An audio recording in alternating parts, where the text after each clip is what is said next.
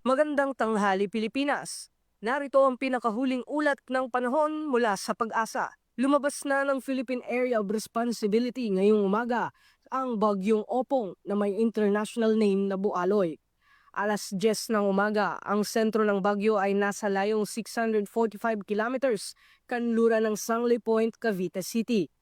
Taglay pa rin nito ang maximum sustained winds na 120 kilometro kada oras at pagbugso ng hangin na umaabot sa 150 kilometro kada oras. Kumikilos ito pakanluran, hilagang kanluran sa bilis na 35 kilometro kada oras. Wala na pong nakataas na wind signal sa anumang bahagi ng bansa. Gayunpaman, pinalalakas pa rin ng bagyong Opong ang southwest monsoon o habagat.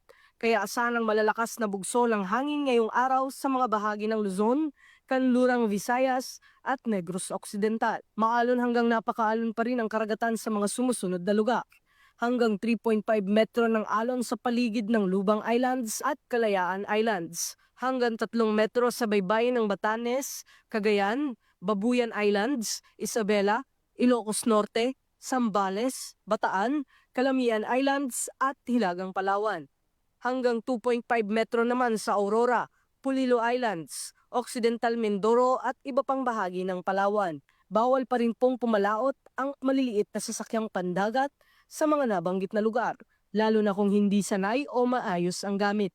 Bagaman nasa labas na ng bansa ang bagyo, huwag po tayong maging kampante. Pinapayuhan ng lahat, lalo na ang ating kapulisan at lokal na pamahalaan, na manatiling nakaalerto sa epekto ng hangin habagat. Para sa mga babala sa ulan at thunderstorm, patuloy lamang na i-monitor ang mga abiso mula sa Pag-asa at sa inyong local na disaster offices. Ako po si Patrolman Don Brosas at ito po ang weather update sa oras na ito. Dito pa rin sa Police News Network.